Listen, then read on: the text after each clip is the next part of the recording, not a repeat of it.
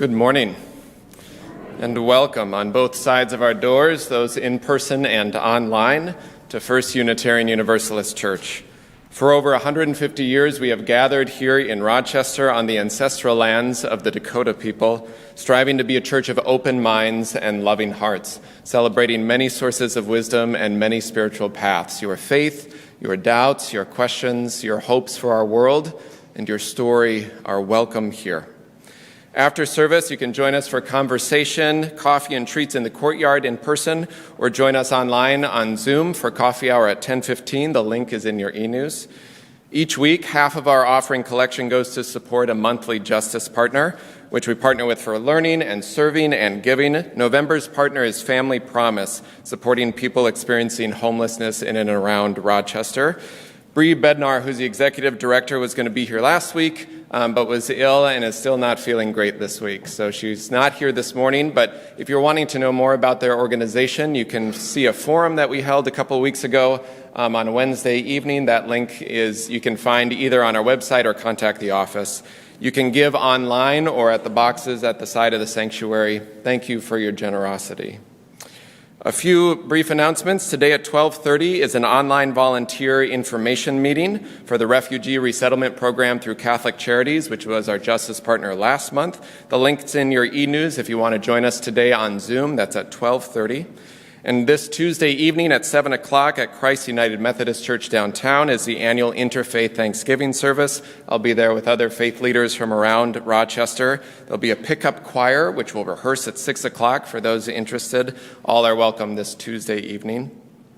And today we kick off a season of giving with guests at your table boxes, which Amy will introduce in just a little bit, as well as the giving tree downstairs that you may have seen in our e-news as well, supporting people locally through Riverside Elementary, Hawthorne Helps, the Rochester Warming Center, and The Link, providing support for youth experiencing homelessness. We ask that all items for the tree and the boxes be returned on Sunday, December 19th or before. There's more info in your e-news. Thank you for joining in this season of giving. And please, a final announcement, please fill out the special survey that was sent out this week or contact the office if you didn't receive it, helping guide our regathering practices and plans for the coming several weeks, including holiday services, of how much to plan and how to plan it. So thanks. We've had many responses, well over 100 already, and we hope to hear from more. Thank you for offering your thoughts and feedback as we continue navigating interesting days at church. And a special welcome this morning to the choir, back in our space on a Sunday morning inside here together for the first time since, February 2020 or so, other than outdoor services and online. Thank you for being here today and singing. Finally, in the words of our minister in the 1870s, the Reverend Eliza Tupper Wilkes, may our faith in humanity and our message of hope and good cheer light our way. It's good to be together.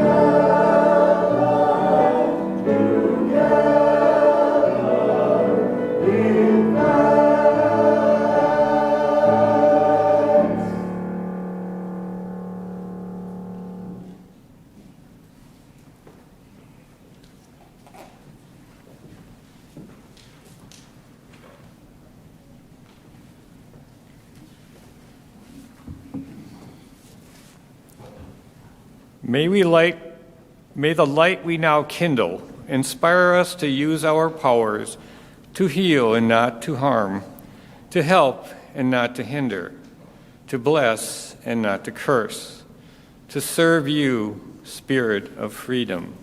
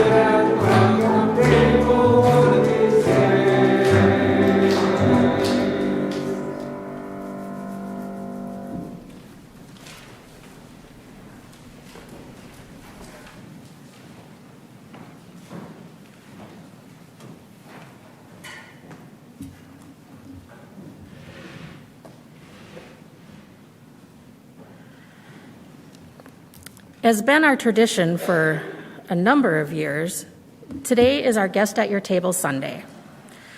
So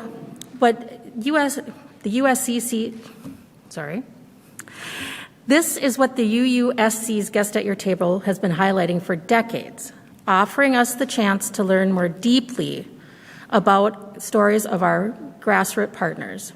These guests invite us each year into the more profound solidarity with them and the communities they serve.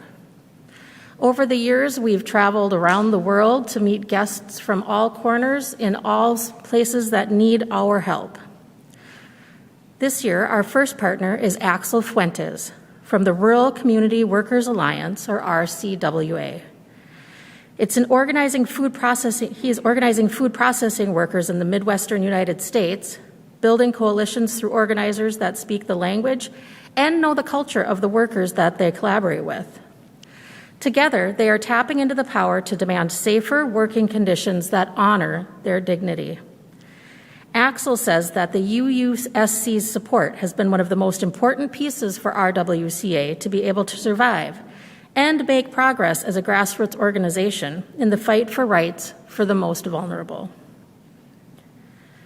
Myra Dagapa, a member of the Karen ethnic minority and the director of the U.S. Campaign for Burma, is drawing on her experience as someone targeted by the Burmese military junta as a child to bring attention to the crisis happening in Burma today. She advocates for the Burmese ethnic minorities and pro-democracy demonstrators with a vision for a peaceful country that has achieved a true democratic state where the power lies with the people, but not the military, and also a country that finally realizes that inclusivity makes them stronger. Our partner, Maina Talia from the Kiowa Island Community Organization in the South Pacific, is working to make the communities of Kiowa Island resilient to the forces of climate change for the sake of future generations, and to serve as a refuge for those living on neighboring islands with lower elevations. He says, the island must provide agricultural support, moral support, and have climate-proof structures to ensure the continuality of our people. Our vision is to build community resilience. UUSC is especially honored to be working with the Kiowa Island Community Organization as their very first funder.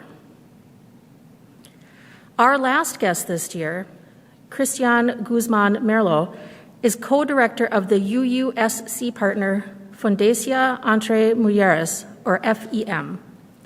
Organized by and for rural peasant women in Nicaragua, FEM is both a feminist farming collective and an advocacy network linking 21 communities to bolster the economic, political, and social empowerment of women in Nicaragua. The intersectional approach of FEM, seeing the connections between healing the land and healing the wounds of violence against women, offers a profound and necessary model of justice for the world. Christian shares that what FEM wants is collective transformation in the communities of this country and all over the world. There are certain aspects of each of these organizations that we can see even here in the United States, which is all the more reason why we should support them with our guest at your table. You can take a box. There's some boxes up here. Don't take these. There's some socially distanced around the church on your way out that you can take home and then return on December 19th. There's also a way to give online for these communities. It should be a good month learning about our partners. We will now sing the children's benediction through one time.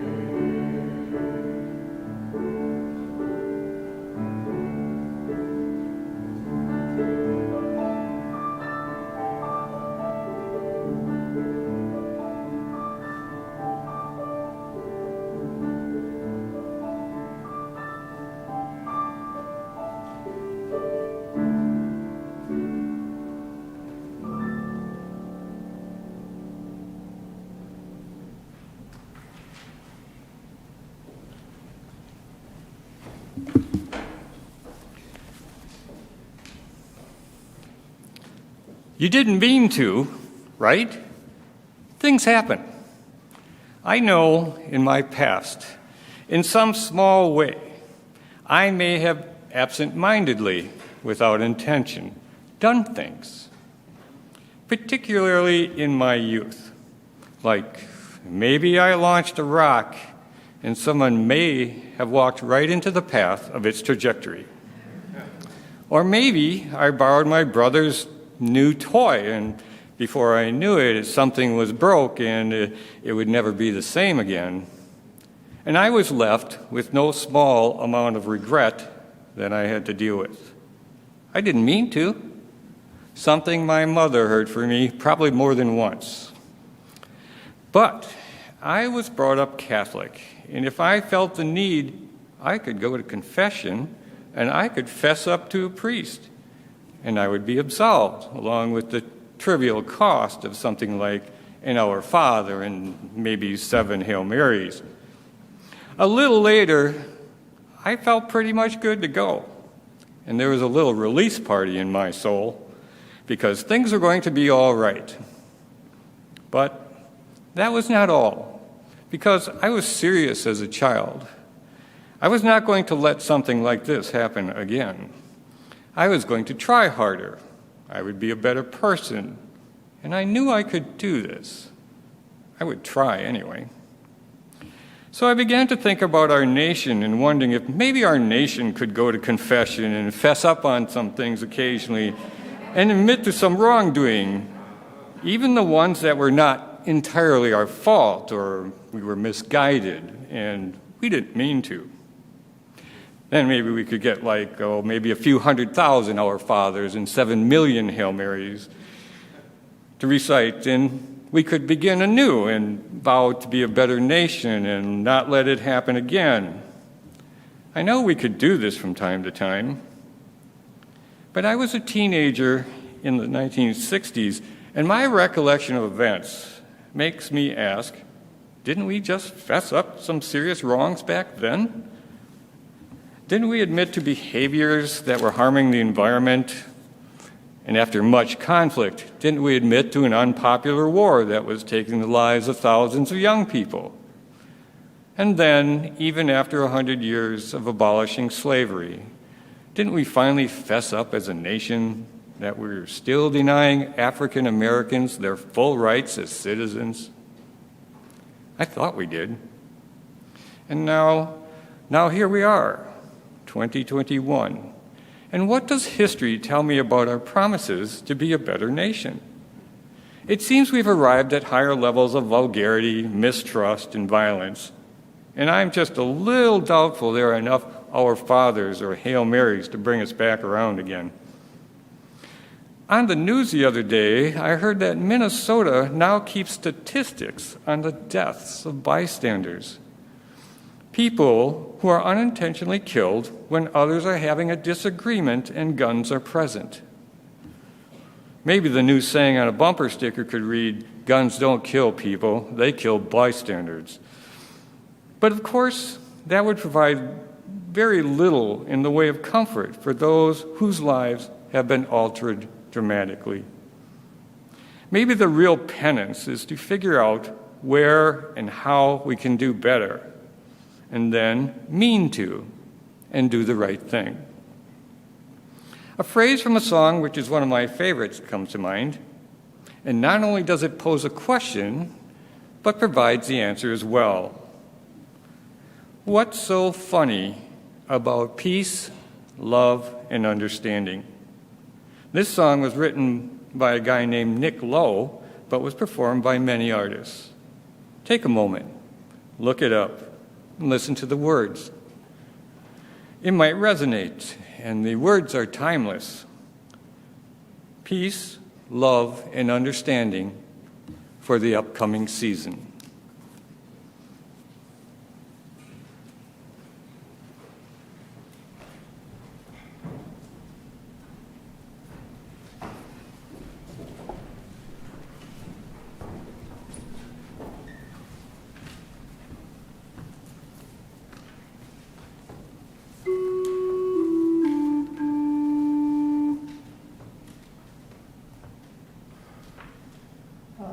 As we share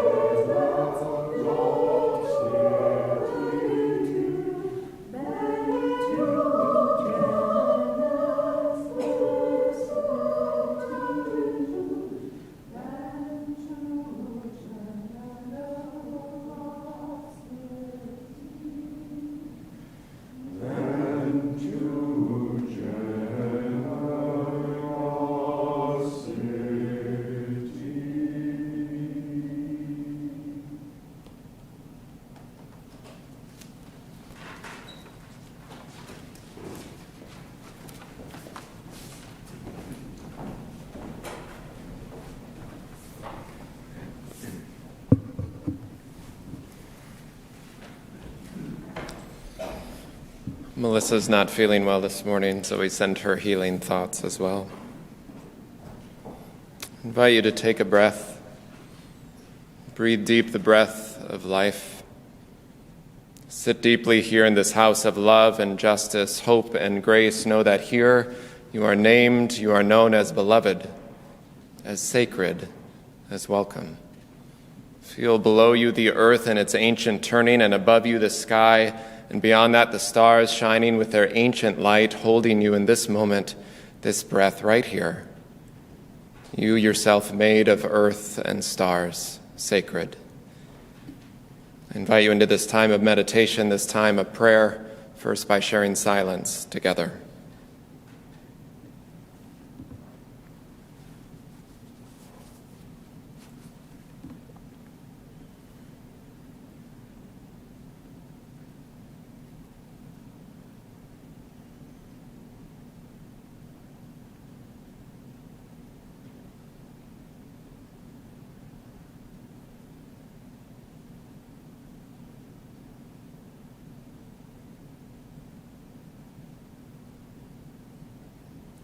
Spirit of life, source of love, God of many names and beyond all naming.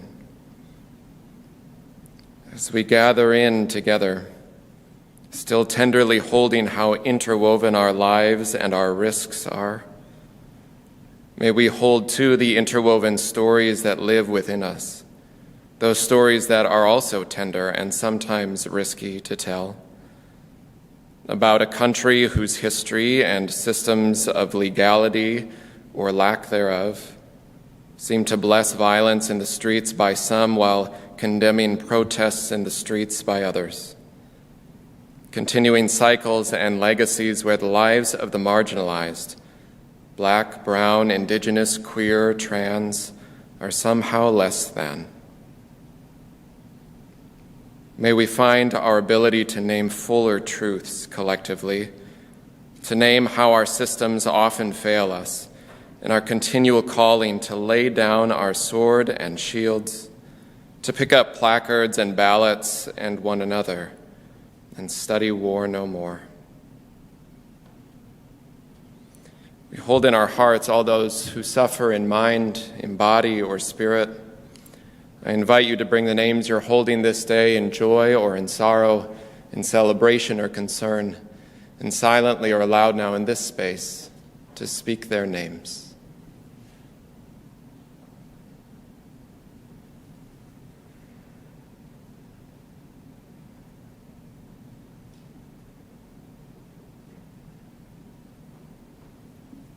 For all the names spoken, unspoken, may we be held in love and grace. These words of meditation are from Indigenous poet Joy Harjo.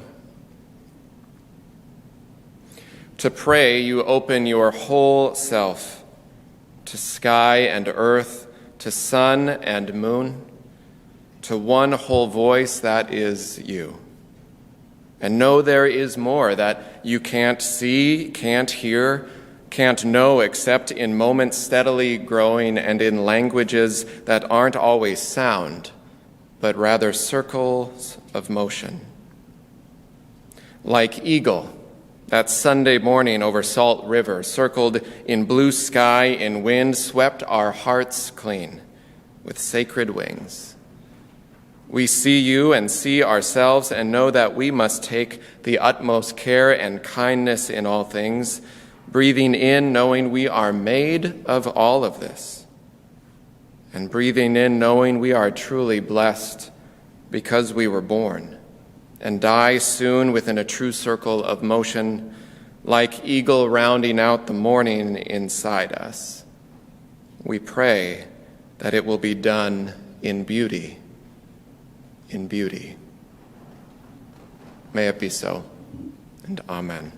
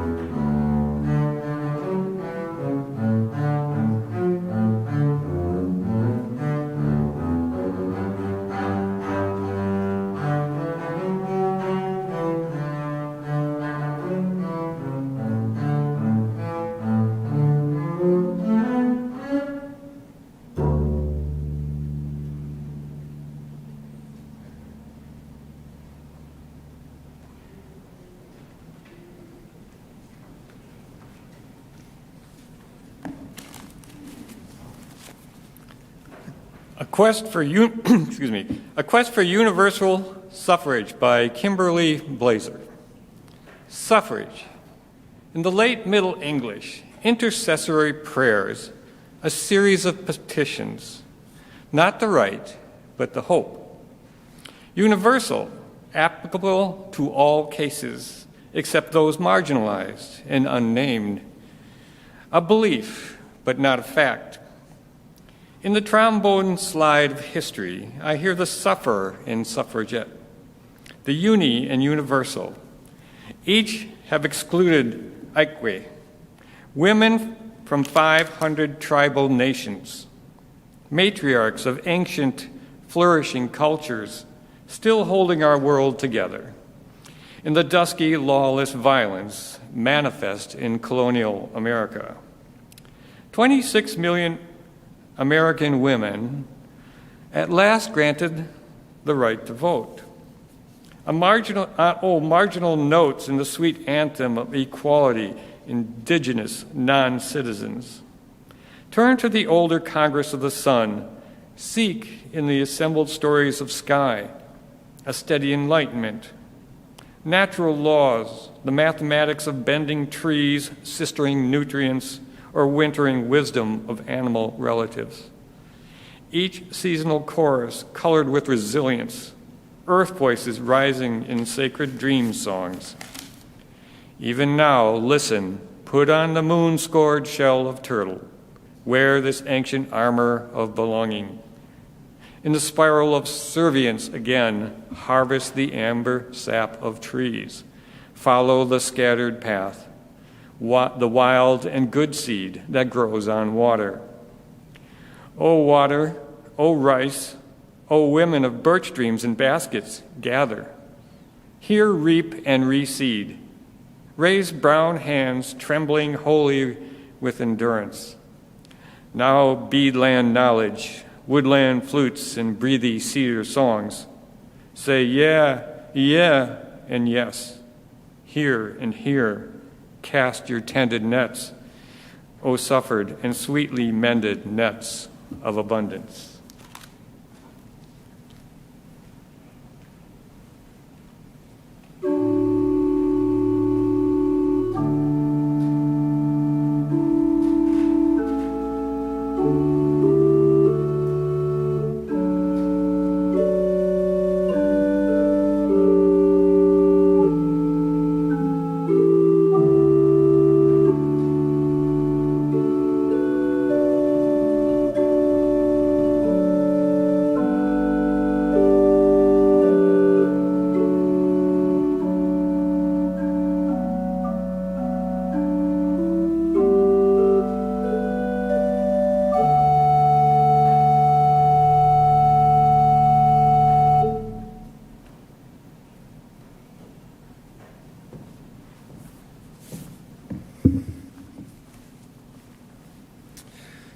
This isn't what I expected. Maybe you've thought that at a holiday table, said it yourself or someone else has said it. This isn't what I expected. Or this isn't the same as Grandma made. These aren't the same table decorations or the same recipes. Where are the strawberries in the Jell-O? Why is there bananas there instead? That's wrong, I thought as a child, if I'd see it somewhere. And the questions continue, maybe questions in different words as traditions and seasons change, as people come and go, as locations change, as pandemic comes and we Zoom our meals across the distance, and this year still discerning how and with whom to gather this season of holidays. It can be easy to romanticize the stories like Thanksgiving we know, right? Every year needing to remember it's not what some of us, most of us, were taught. Yes, perhaps a day of season, of sharing, some days of feasting, but only because it was part of indigenous practices of abundance already, and then the relationships unraveled from there. It can also be easy to romanticize the stories in our own circles of family or friends, and then the expectations to have some perfect holiday, like trying to recreate and live inside a greeting card. But we know there's always so much more beyond the surface of that crisp tablecloth.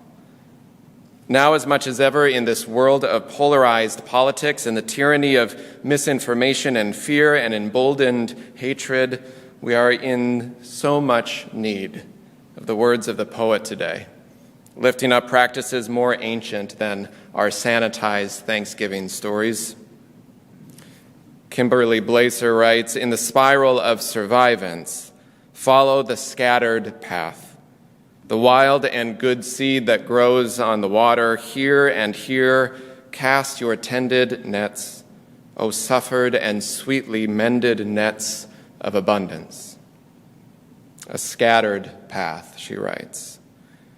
In our month of our theme here at church of holding history, and the wider theme in our culture of Indigenous history, poet Kimberly Blaser, who's a member of the Minnesota Chippewa tribe, and a scholar and a former Wisconsin poet laureate who Greg read from, gives such a good reminder of how abundance is something that must be mended together, worked on, tended to, carried across generations and rooted in connection to the physical world, and so often is carried by the marginalized. Sometimes we just have marginal notes, as she says, in the sweet anthem of equality, that too often movements for justice have marched on ahead, not paying too much attention to who they are leaving behind, unintentionally, didn't mean to. These stories, if we are to lean toward true abundance, is something similar to a modern theology of universal salvation. We did a little history about that last week. If you missed it, you can see it on our YouTube page. But this week, taking it just a bit further, if we are seeking tables of abundance and welcome tables that are as wide as our hopes, then we have to remember to think and act and believe not as individuals, but collectively. This pandemic has taught us that, at the very least, among many things, that universal salvation is not some next life free pass for all our wrongdoings, or some easy punishment for those humans that we're pretty sure are worse than we are, that are going to have some damnation after life. But it is an active living theology in this life that proclaims our salvation, which is another word for collective health and wholeness. Salvation like a salve for a wound to heal, of well-being. Our well-being and our salvation, our livelihood, is bound together. That we have to be in it together, and it's about being in this world in healthy ways. And if we're not, guess what? Variants keep popping up. Or in liberation terms, none of us are free until we're all free. Or in literary terms, no story is complete on its own unless we are knowing the fuller, deeper, truer story of our interconnection. So often we're only hearing and being told stories and hearing songs of abundance in marginal notes. It's like the choir singing in the space today. Beautiful, thank you, right? This is the first time on a Sunday morning since February or March 2020, masked, vaccinated, good job. For those of you who stayed online last year, though, you got to hear a beautifully blended online choir several times. But you likely know from the screen view itself that these singers had to sing in isolation. And it was not easy, and it probably was not nearly as joyful as being together in person, right? Listening to recordings, figuring out whatever device you had, which was blended together by some professional techie somewhere, and it was a lovely gift. And yet, not the same as singing in the same space. Those individual notes on their own are marginal. It wasn't the whole song, the whole story. It was not the full experience, and so it was missing something that got depth and beauty into it. It is only when you find a way of bringing together those aspects, those notes that long to be joined side by side, that something of beauty happens. Yes, the chords might be dissonant, hopefully on purpose. It might be messy or unpolished, but to experience the wholeness of something deepens the possibility for beauty and nourishment, for the song to come to life. In this season, as so many prepare to gather round tables and gather for feasts or traditions, some again from being away from each other for a long time, some not quite yet back to normal, family histories and stories that are as tangled and sometimes as tense and false as those American myths themselves. I think about the song we sang this morning, a welcome table, with no fancy style, all kinds of people feasting on love and justice. I like to think of these tables breaking out of their barriers of kitchens and homes, extending right out the front door onto the street into neighborhoods, connecting us to something much larger than imagining. As the earth itself were set for a feast, and each of our lives, our homes, our stories were like a chair there at the table of welcome. Sometimes I wonder, too, about the language of guest and host. So often, as a matter of practicality, churches and congregations are in the role of host, helping, providing assistance or support, having a guest at our table. Or in your roles in work or family, maybe some of you feel like you're often in the role of host, some always in the role of guest. So I wonder if we turned the tables a bit, maybe flip them over entirely. What does it mean as an ethical, spiritual person or as an institution or church to reflect on where we are called to be guest, not host? To enter into a space or a story or a history with curiosity, humility, to set down a place with a hunger to learn and to listen to something beyond our comfort or familiarity. Sure, the food may be, as a family member of mine used to say, a little different.